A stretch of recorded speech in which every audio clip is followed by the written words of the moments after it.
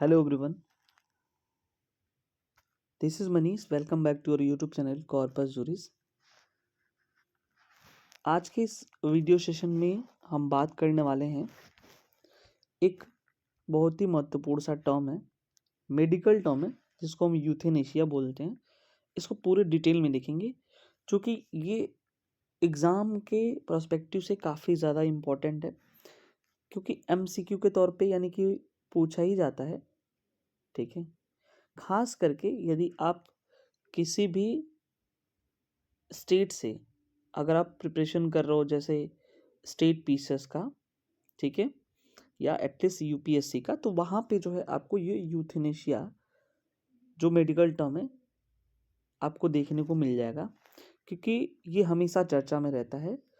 और इस पूरे वीडियो में लास्ट तक हम देखेंगे कि क्या ये भारत में अप्लाई है कि नहीं है, ये कितने टाइप्स के होते हैं, क्यों अप्लाई नहीं है, क्या क्या जो है चीज़ें हैं, सारी चीज़ हम डिटेल में देखेंगे। ठीक है, उससे पहले आप हमारे इस चैनल को कॉर्पस जुरिस को आप फॉलो कर लें, यानी कि सब्सक्राइब कर लें। ठीक है, क्योंकि इस चैनल पे जो है लॉ से रिलेटेड, यदि आप जो है जुडिशरी की प्रिपरेशन कर रहे हैं, एपीओ की, या कोई भी लॉ एस्पिरेंट है, उसके साथ ही साथ जो है अगर लॉ एस्पिरेंट नहीं है और लीगल नॉलेज रखना चाहते हैं तो आप इस चैनल को जो है सब्सक्राइब ज़रूर कर लें। और उसके बाद ये हमारा जो इंस्टाग्राम पेज है इसको फॉलो करने, कॉर्पस जुरिस ऑफिशियल, क्योंकि यहाँ पे भी हम चीज़ों को बहुत ही कम समय में डिस्कस करते हैं। तो चलो बिना किसी देरी के स्टार्ट करते हैं। देखो यहाँ पे जो यूथेनेशिया वर्ड है ना, इसका मतलब क्या है? सामान्य भाषा में अगर देखा जाए, यूथेनेशिया का मतलब होता है कि इच्छा मृत्यु। हिंदी में लोग इसे इच्छा मृत्यु बोलते हैं। ठीक है, असाध्य रोग या अत्यधिक पीड़ा से ग्रस्त व्यक्ति। अब जैसे इसको एग्जाम्पल से समझते हैं।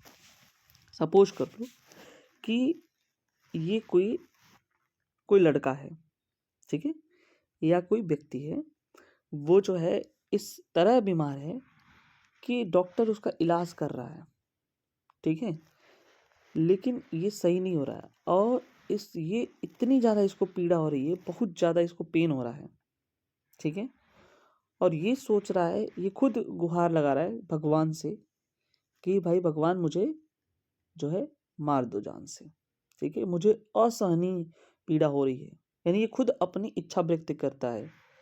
ठीक है, उसके घर वालों को भी ये सहन नहीं होता है कि वो खुद, उसके घर वाले जो है दुआ करते हैं कि जो है इसको अब जो है इससे ज़्यादा पीड़ा नहीं देना है। ठीक है,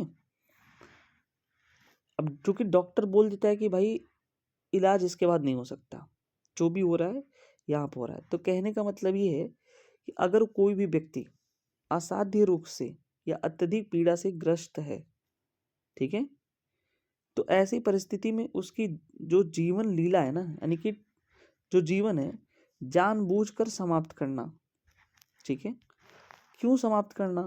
ताकि जो उसको पीड़ा हो रही है, असहनीय दर्द से मुक्ति मिल सके। इसी को हम लोग दया मृत्यु या मर्सी किलिंग के नाम से भी जानते हैं। ठीक है, यानी कि कहने का मतलब ये है कि कोई ऐसी बीमारी हो रही है, जैसे ये यहाँ पे देख रहे हो, ये इंसान जो है हॉस्पिटल में है और ऐसी बीमारी का इलाज चल रहा है, लेकिन इस व्यक्ति को उस बीमारी से काफ़ी ज़्यादा जो है पेन हो रही है। ठीक है, और उस पेन यानी कि असहनीय कह सकते हो पीड़ा हो रही है, और ये जो है बर्दाश्त के बाहर हो रहा है। ठीक है, बीमारी का कोई और विशेष इलाज नहीं है। अब ऐसी पीड़ा को देखते हुए ये खुद जो है भगवान से प्रे कर रहा है कि भगवान मुझे जो है क्या कर दो, मेरे जीवन समाप्त कर दो, मुझे उठा लो, ठीक है, मुझे मार डालो। घर वाले भी इसकी पीड़ा देख नहीं पा रहे हैं, और वो खुद जो है चाहते हैं कि कम से कम इसको असहनीय दर्द से मुक्ति मिल जाए। ठीक है, इसको इतना पेन ना हो, तो भगवान से वो खुद प्रे करते हैं कि भाई इसको जो है इसकी मृत्यु हो जाए। तो इसे ही क्या कहा जाता है, इसे ही दया मृत्यु कहा जाता है, मर्सी किलिंग कहा जाता है, या इच्छा मृत्यु। लेकिन यहाँ पे आप देख सकते हो कि इच्छा मृत्यु को थोड़ा सा हम ब्रेक करते हैं डिटेल में। देखो जो टर्म यूथेनेसिया है वो दो वर्ड EU और थैनाटोस जो कि ग्रीक वर्ड है उससे मिलकर के हुआ है, ठीक है। अब यू का मतलब होता है, ये यहाँ पे थोड़ा रॉन्ग हो गया है, इसका मतलब होता है इच्छा, ठीक है। और थैनाटोस का मतलब होता है मृत्यु। देखो इच्छा मृत्यु का मतलब होता है कि जो व्यक्ति बीमार है, अब इच्छा यहाँ पे जो वर्ड आया है वो किससे रिलेट कर रहा है, जो व्यक्ति बीमार है उसकी इच्छा तथा उसके गार्जियन की इच्छा जरूरी है। अगर व्यक्ति जो है कंसेंट देने लायक है तब तो उसकी कंसेंट तो जरूरी है, और प्लस जो है अगर नहीं ऐसे केसेस में तो गार्जियन की जो कंसेंट है वो इम्पोर्टेंट है। तो ये कह रहा है कि इच्छा मृत्यु यानी अच्छी या शांतिपूर्ण मृत्यु की बात कर रहा है, ठीक है, अच्छी या शांतिपूर्ण। देखो ये जो टर्म है ना इच्छा मृत्यु यूथनेसिया आए दिन हमेशा चर्चे में रहता है, ठीक है। तो हम अभी देखेंगे कि भारत में ये वैलिड है कि नहीं है और बाकी जगहों पे है कि नहीं है। उससे पहले एक और बात, इस वीडियो को स्किप मत करिएगा, पूरी लास्ट तक ये वीडियो देखिएगा, आपके लिए काफ़ी महत्वपूर्ण होने वाला है। ये देखो अब हम देखते हैं यूथेनेशिया के प्रकार, टाइप्स ऑफ यूथेनेशिया। यूथेनेशिया के प्रकार में थोड़ा सा अगर ध्यान से देखोगे तो दो तरह के यूथेनेशिया जो है आपको मिल जाएंगे, एक सक्रिय यूथेनेशिया और एक जो है निष्क्रिय यूथेनेशिया।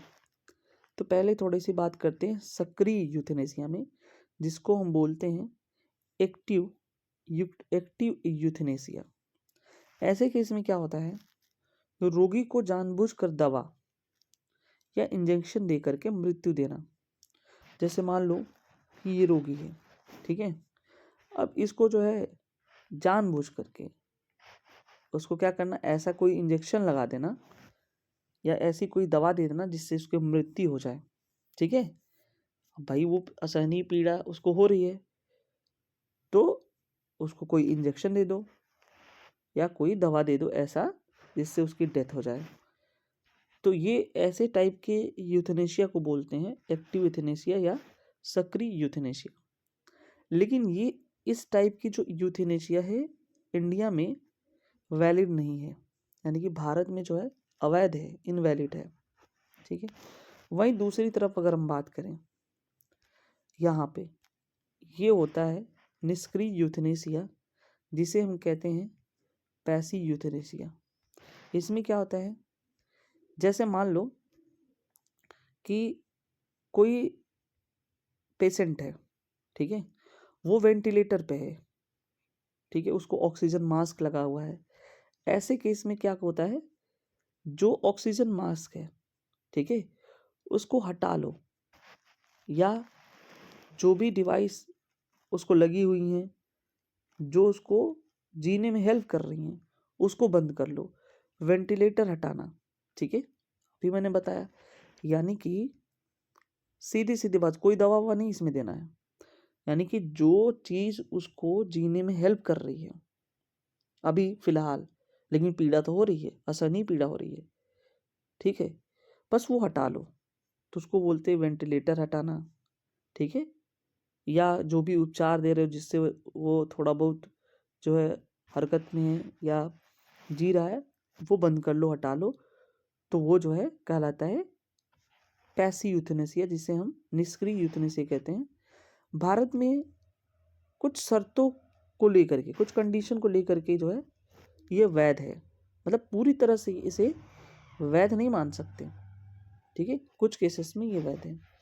अब देखो इसमें भी आता है सहमति के आधार पर, सहमति के आधार पर जो है स्वैच्छिक वॉलेंटरली, ठीक है, इच्छा पे, जैसे रोगी स्वयं मृत्यु की इच्छा प्रकट करे।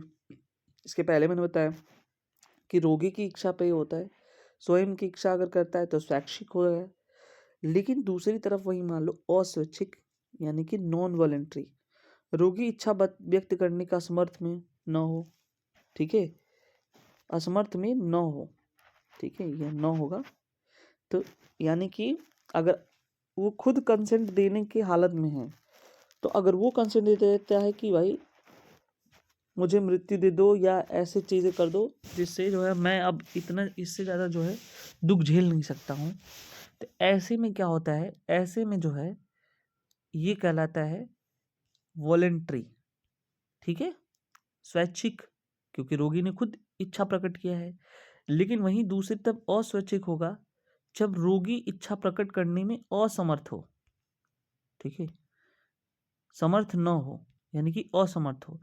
तो ऐसे केस तभी हो सकता है कि रोगी क्या हो, कोमा में हो, कुछ नहीं जान रहा हो, दिक्कत हो रही है उसको, या कुछ मेंटल प्रॉब्लम है। मेंटल प्रॉब्लम का मतलब कि पागल हो, मूड हो, इडियट हो, ठीक है, इस तरह का अगर होगा तो ऐसे केस में भी वो असमर्थ होगा।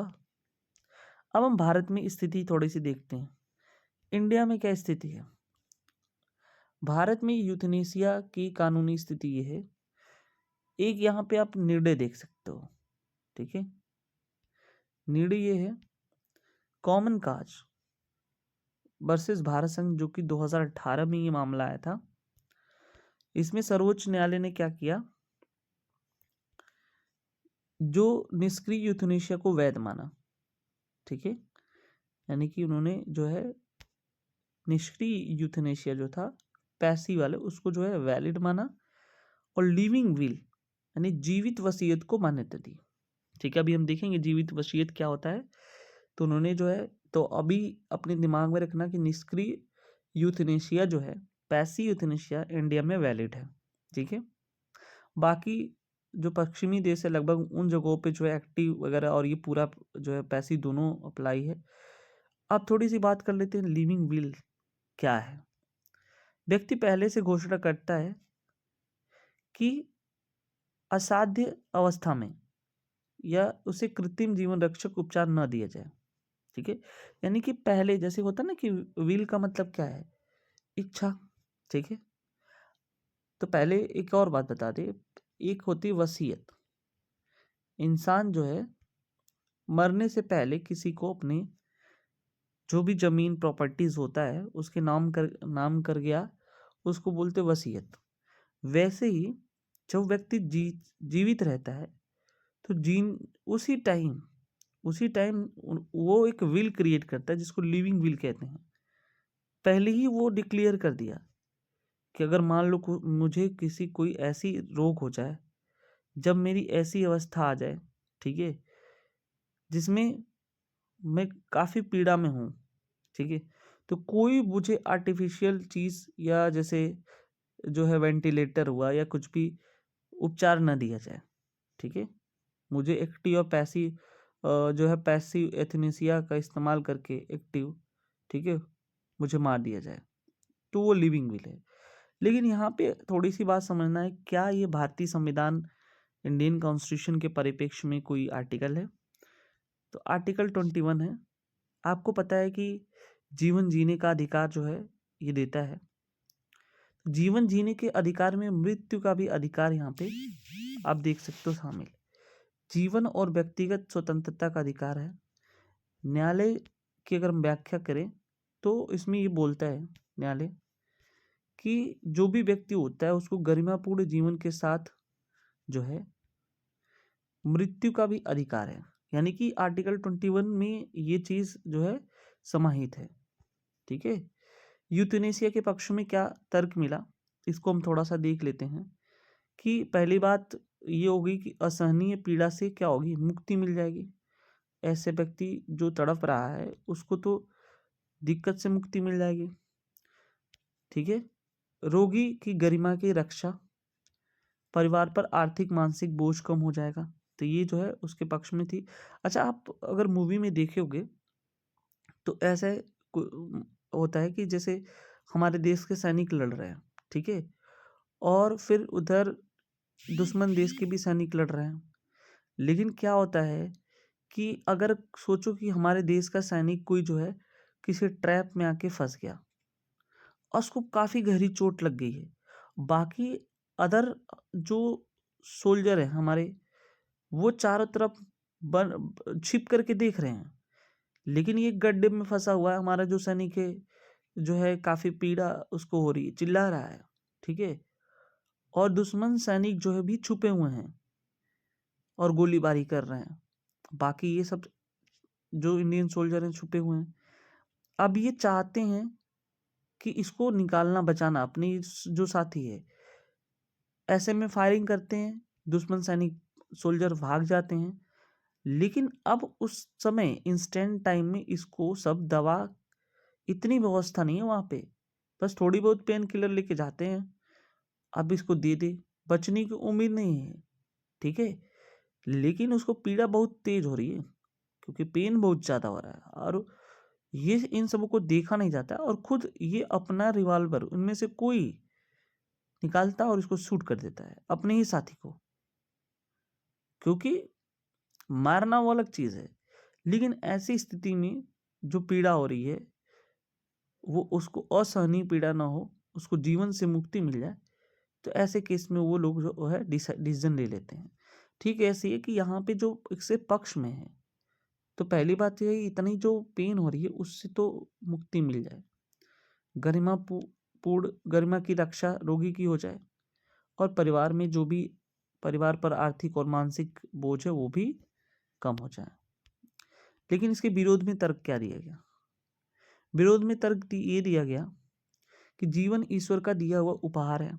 अब ऐसे में कोई यही व्यक्ति डिसाइड नहीं करेगा कि उसको खत्म करना है, ठीक है। दुरुपयोग की संभावना कई बार ऐसी हो सकती है कि जो है इसका दुरुपयोग हो। चिकित्सा नैतिकता के विरुद्ध है, जो भी मेडिकल मॉरलिटी है उसके अगेंस्ट जो ये जाता है। तो ये हमने पूरा का पूरा जो है यूथनेशिया जो टर्म है उसको हमने देखा। देखो एक बार फिर से मैं बोल रहा हूँ कि कॉर्पस जूरिस चैनल को आपको सब्सक्राइब कर लेना है, लाइक कमेंट और शेयर भी कर देना है, ठीक है। और कॉर्पस जूरिस ऑफिशियल जो हमारा इंस्टाग्राम पेज है उसको आप फॉलो कर लें, ठीक है। तो बाकी थैंक यू सो मच, आपने जुटा। मिलते हैं नेक्स्ट वीडियो में जो है नेक्स्ट टॉपिक के साथ।